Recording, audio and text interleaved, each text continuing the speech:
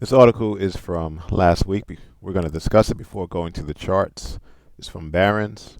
Two stocks to play: the AI boom from Nvidia's CEO earnings call remarks.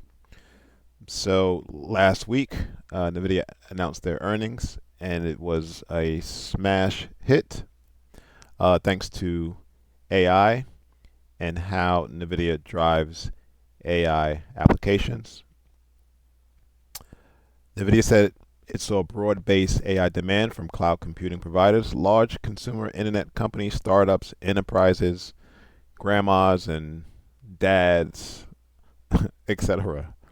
It suggests many enterprises and upstarts are experimenting with AI, concerned they risk being caught lagging behind their competitors. Now, not everyone in the space will be winners. There will be losers. That's just the name of the game. However, on the earnings call, Jensen pointed out to two potential winners. And I can see why now he pointed to ServiceNow and Adobe due to their partnership with Nvidia.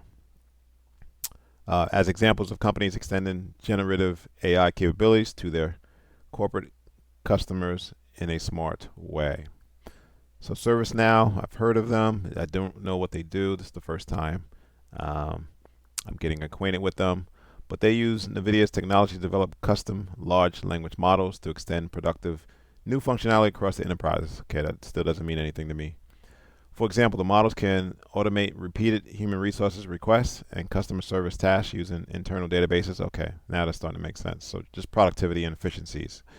Unlike general use chatbots that can be asked anything, commonly asked questions by employees are limited and have a verifiable correct answer or process. That means ServiceNow's enterprise-focused AI models can more likely be fine-tuned to work effectively. Okay, that makes sense. Then Adobe. I don't know if folks saw the latest iteration of Adobe, but it's really, really crazy in terms of what they're doing with AI. The software company is adding generative AI tools called Firefly to content creation software. It's really, really amazing. That allows users to create and alter images based on text prompts. It enables faster iteration of new design ideas and could also lower contact artwork costs. Corporate customers might also decide to use Adobe because its AI was trained on images that can be used for commercial work, compared with startups that often train their services on copyrighted photos found across the internet. It is really, really crazy. Hung's comments about ServiceNow and Adobe might turn out to be gifts. Both companies represent clear examples where generative AI can enable groundbreaking features that customers willing to pay for. They may be the best way to play the AI boom from here. All right, so let's get into the stocks. We're going to hit up ServiceNow first, and we can see from the monthly chart, prices have been above the 13 simple moving average. It's turning up now. The 13 simple moving average on the monthly chart has served as support once we got to close above the moving average. We can see now for the month of June, May was an extended green range candle. It had some profit taking, price pulled back, and now we're off to the races once again. Question is, how high can price go before things stall? And if I look at the monthly chart, I see resistance, I see support, resistance. So potentially, from a big picture standpoint, the $600, which is a round psychological number, becomes the target.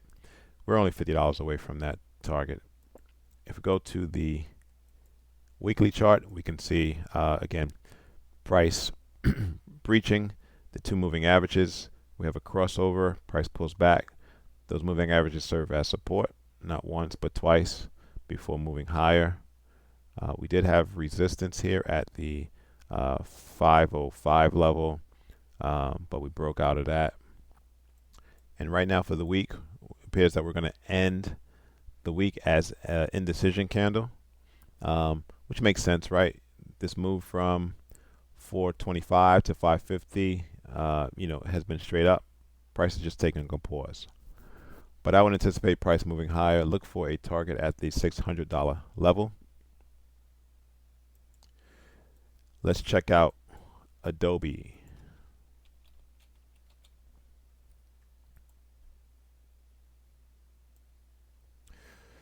All right, so I must have marked this off for whatever reason in the past. I guess of last year. These were the October lows, part of the October lows. Price hit a resistance support band at 275. It's been off to the races. This blue rectangle must be where I saw daily buyers. Yep, and that was, although price gapped up, wasn't on high volume. But nevertheless, this level was supported by the monthly resistance support band. All right, so where are we now? Price is approaching a monthly seller's level. You had a drop in price, a basing candle, and then a drop. Retested once, so I would anticipate price penetrating the zone further. Let's drill down to the weekly chart.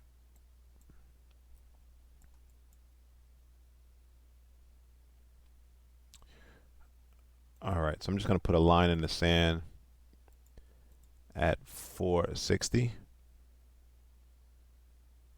We can see for the week that we're going to end bullish with this hammer candle.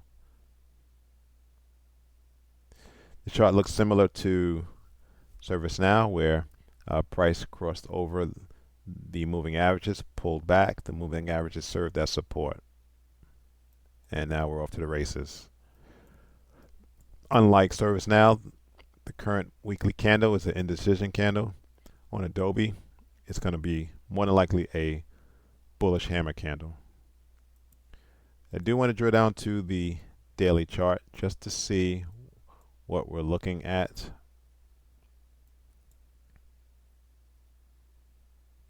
So earnings are coming up in about 2 weeks.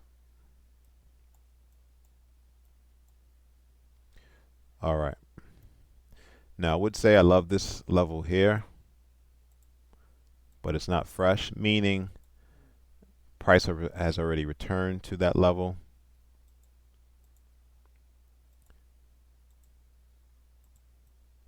So you got a drop in price, basing candles, and a huge drop. Price return to pick up the remaining unfilled sell orders. Drops again, pulls back again 2 more times. So this level could be used up, or it could serve as resistance.